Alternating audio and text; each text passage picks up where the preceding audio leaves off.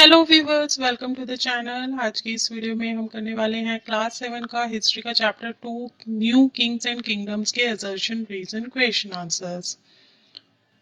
Viewers, assertion reason question answers के अंदर जो ऑप्शंस होते हैं सबसे पहले वो डिस्कस कर लेते हैं। फर्स्ट ऑप्शन होता है both A and R are true and R is correct explanation of A. Here A stands for assertion and R stands for reason. Second option जो होता है वो है both A and R are true but R is not correct explanation of A. Next option, A is true but R is false. Next is A is false but R is true, and next is both A and R are false. Viewers, आगे बढ़ने से पहले आपको बता दें कि इस channel पर दिखाई जाने वाली सभी videos classes wise different playlist में ग्रुप की गई हैं और सभी प्लेलिस्ट की लिंक आपको डिस्क्रिप्शन बॉक्स में मिल जाएंगे, तो वहां से जाके आप डिफरेंट क्लासेस के वीडियोस देख सकते हैं। तो चलिए शुरू करते हैं हमारी आज की वीडियो। हमारा पहला एजर्शन है the inscriptions are the most important sources on the history of the Cholas. Cholas history में, चोला डायनेस्टी की हिस्ट्री में इंस्क्रिप्शंस जो है बहुत ही इंपॉर्टेंट रोल प्ले करती हैं। Reason provided is inscriptions shed light on the social, economic, political and administrative life of Chola dynasty.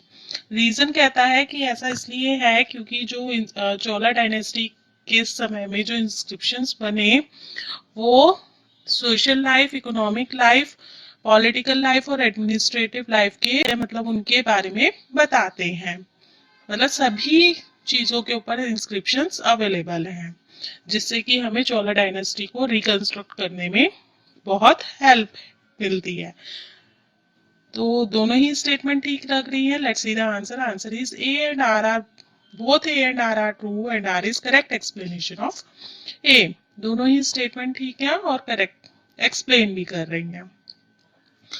Next assertion is India was invaded many times in the 11th and 12th century by Muslim rulers such as Mahmud Ghazni and Muhammad Ghori. Assertion कहता है कि India 11th और 12th century में बहुत बार मुस्लिम rulers जो थे उनके द्वारा अटैक किया गया इंडिया के ऊपर, जैसे कि महमूद गजनी और मोहम्मद गौरी। ये दोनों जो थे 11th और 12th सेंचुरी में इन्होंने काफी अटैक किया इंडिया के ऊपर। Reason provided is they wanted to rule over India. Reason कहता है कि वो इंडिया के ऊपर रूल करना चाहते थे, इसलिए उन्होंने अटैक किया।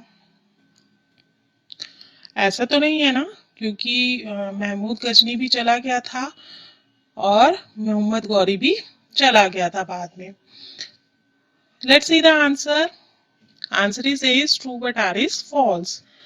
Reason is Mahmud Ghazni plundered India and carried away wealth, artisan and learned men. Mahmood Ghazni ने इंडिया के ऊपर क्यों अटैक किया? इंडिया के अंदर जो वेल्थ थी उसके लिए, वेल्थ, आर्टिसन और लर्न मैन यहाँ से ले जाता था वो। और उसने सोमनाथ के टेम्पल पर 17 टाइम्स अटैक किया और वहां से जो उसका वेल्थ था वो लेके गया। और जो मोहम्मद गौरी था उसने क्या किया, वो गजनी वापस लौट गया after the victory of battle of terrain. Battle of terrain हुआ था पृथ्वीराज चौहान के साथ में। फर्स्ट बैटल में पृथ्वीराज चौहान जीत गए थे, लेकिन सेकंड बैटल में वो हार गए थे और उनको इम्प्रिजन कर लिया गया था, कैद कर लिया गया था मोहम्मद गौरी के द्वारा। लेकिन उसके बाद में, इस बैटल के बाद में मोहम्मद गौरी भी इंडिया से चला गया था कुतुबुद्दीन ऐबक को कंट्रोल छोड़कर, उसके ऊपर कंट्रोल छोड़कर। वो उसका एक स्लेव था तो उसके ऊपर छोड़कर चला गया था। मतलब दोनों ही इंडिया से चले गए थे, उन्होंने रूल करने की इच्छा नहीं थी उनकी, उन्होंने बस अटैक किए और चले गए। Next assertion is tripartite struggle was to get control over Delhi. Delhi के ऊपर कंट्रोल करने के लिए ट्राई पार्टी स्ट्रगल हुआ था। Reason provided is due to strategic position, Kannauj fostered trade and commerce and the high fertility of soil encouraged agricultural growth. Reason कहता है कि जो कन्नौज की स्ट्रेटेजिक पोजीशन थी उसकी वजह से ट्रेड और कॉमर्स काफी फला फूला उस एरिया में, और जो कन्नौज की जो सॉइल की फर्टिलिटी थी उसकी वजह से एग्रीकल्चर भी बहुत अच्छे से ग्रो हुआ उस एरिया में। तो इसकी वजह से कन्नौज के ऊपर सभी जो नई नई किंगडम्स थी वो अटैक करती थी। I think reason is correct and assertion is wrong. Let's see the answer. Answer is A is false but R is true. A गलत है, assertion गलत है, क्योंकि ट्राइपार्टाइट स्ट्रगल जो हुआ था वो किसके ऊपर कंट्रोल करने के लिए हुआ था? कन्नौज के ऊपर कंट्रोल करने के लिए हो रहा था। क्यों? क्योंकि कन्नौज की जो पोजीशन थी वो इतनी अच्छी थी कि सभी जितने भी न्यू किंगडम्स थे, जो भी अलग अलग किंगडम्स बन रहे थे, नए नए किंगडम्स बन रहे थे, सभी कन्नौज के ऊपर अपना कंट्रोल चाहते थे, इसलिए। That is all for today. I hope आपको वीडियो पसंद आई होगी। आपको ये वीडियो कैसी लगी कमेंट बॉक्स में कमेंट करके जरूर बताइएगा। अगर पसंद आई हो तो वीडियो को लाइक कर दीजिएगा, फ्रेंड्स के साथ में, रिलेटिव्स के साथ में ज़्यादा से ज़्यादा शेयर कीजिएगा, और चैनल को अगर सब्सक्राइब नहीं किया है तो जल्दी से चैनल को सब्सक्राइब कर लीजिए, साथ ही बेल आइकन को प्रेस कर लीजिए ताकि नई नई वीडियोज़ के नोटिफिकेशन साथ साथ मिलते रहें।